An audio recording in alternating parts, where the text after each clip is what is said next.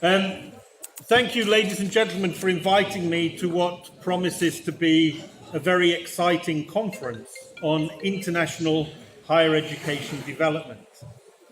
It's a great privilege for me to be in Cairo again. This is my second visit, actually. I was here just over a year ago, running a workshop on how to raise the profile of universities on a global stage. But this time, I've been asked to offer a personal perspective on what makes effective strategic planning in higher education institutions. And just to be clear, by that, I don't mean how you just develop a strategic plan, but how you implement it. Now, I was going to start with a slide to tell you a little bit about me. But I think several people have introduced me already, actually. So you don't need to hear very much about that, except perhaps to just say that I've worked in a mix of different types of university, some from heavily teaching universities to now the research-intensive Russell Group. I also worked for about a year as a consultant in London, and I've done some work in the Middle East. But now I'm happily employed full-time as the Director of Strategy, Planning and Change at the University of Bristol. Now, if any of you have been there, you will know that it's one of the best universities in the UK, a wonderful track record. Nothing to do with me, by the way. That track record was established long before I arrived. But it's a mix of very traditional and hyper-modern facilities and activities. And if you've ever been to the UK, you'll know Bristol is there in the southwest. It's about an hour and a half away from London. And Bristol is a relatively small institution compared to many of the Egyptian universities. But we are 51st in the world, according to QS rankings, and top 5 in the UK for research. And I think it's probably true to say that there are not many universities in the world that can claim to have had 13 Nobel Prize winners as members of their faculty or former students. Okay, so let me just say right from the beginning that I am not an academic. So you're not going to get a deep scientific, theoretical exposition of what strategic planning is. I'm a practitioner. It is my job to develop, to write, and to implement strategy on the ground in my institution, or to at least to be along in helping facilitate that. And when my good friend, Professor Hussein Al-Maghrabi asked me to speak at this conference, he gave me a wide remit. So I set myself this exam question.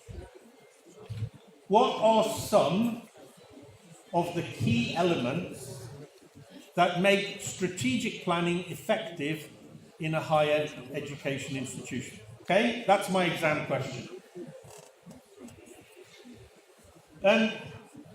Before I do that, let's just be clear about what we're talking about when we talk about strategy. What is strategy?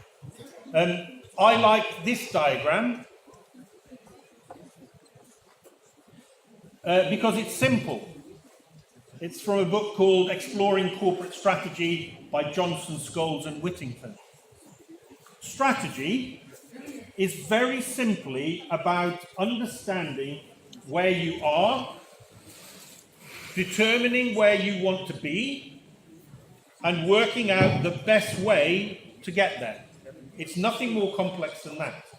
And however difficult the journey gets, we must never lose sight of the fact that the goal with any strategy is to move our universities into a better place from where they are now. And in moving along that journey, we need to recognize that there are tensions between what's going on in the external environment and what that requires of us, and our own internal strengths and weaknesses, because they don't always match up.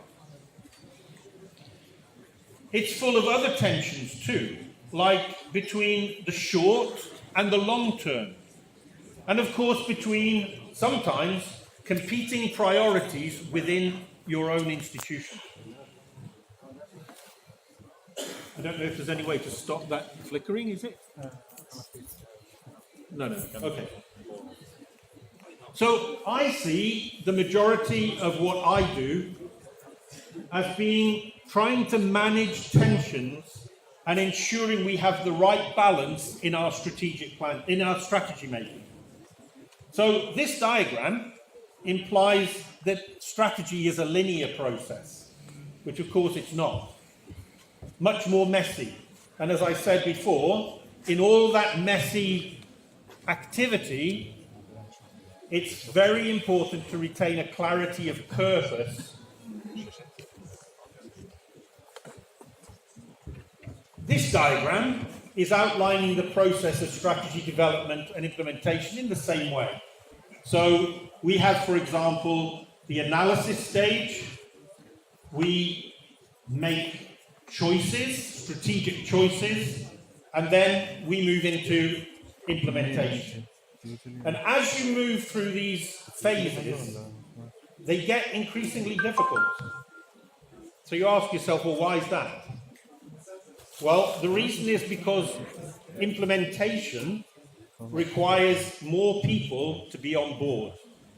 And the more you need to involve people, the harder it gets to get them all pulling in the same direction.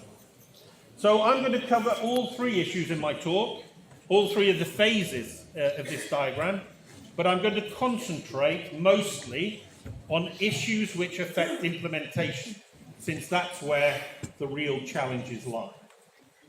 Okay, so what are some of the key elements which contribute to effective strategic planning? Now, this is my personal take on it. I'm sure there will be many professors of management or commerce in the audience who will disagree with me, but this is my take on it. Number one, understanding your own internal and external context. Secondly, having a relentless focus on key priorities. Thirdly, attracting, retaining, and developing people with the right skills and capabilities. Fourth is engaging those people in strategy development and implementation. And because in this modern world, no man, and certainly no university, can afford to be an island, the nurturing of the right partnerships. For me, these are key elements of getting strategy properly embedded and working in a university. And I'm going to take each one in turn. First of all, context. So it's vital that we understand our own context. Not what we think or believe, but a willingness to take a good hard look at all the evidence, so we understand what is happening around us and how we fit into that world, how we as an institution fit in. What is our own position in it? What does the data, the evidence, the facts tell us about where we fit in to that world? And of course, you can do that. You can do that analysis in various different ways. Firstly, there's a formal horizon scanning of the kind many of you will be familiar with. This is where you look externally at factors which are likely to impact on your university over the next few years. And I'm sure many in the audience have done something like a pestle analysis.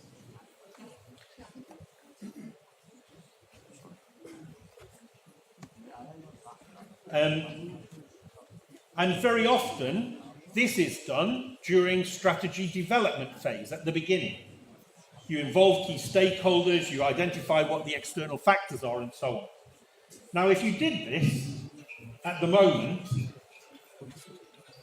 you would undoubtedly end up with dozens of factors which are important. A very long list.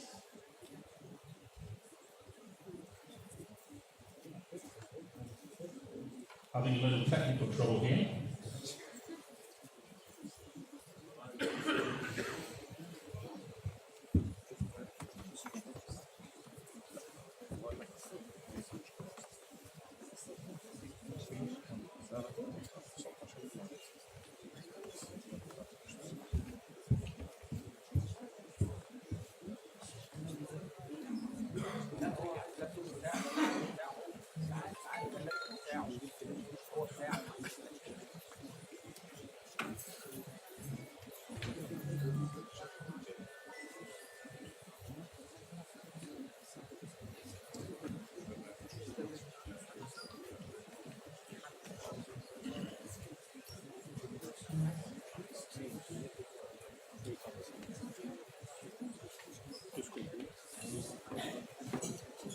I will try and continue, but it's a bit difficult if you can't see anything, since I'm speaking to the slides that are on the screen.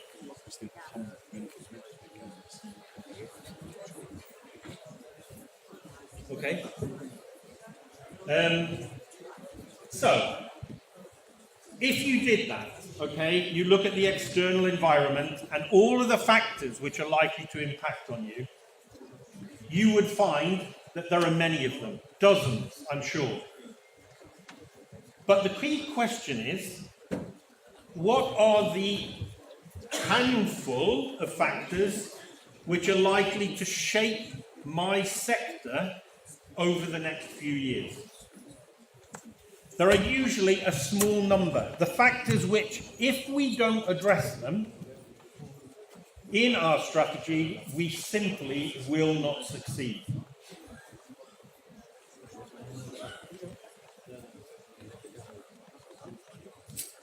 And we often call these drivers for change.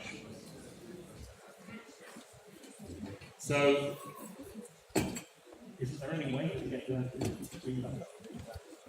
You can use another laptop. Should we try another laptop? It's there. ناخدها كوبي على لابتوب.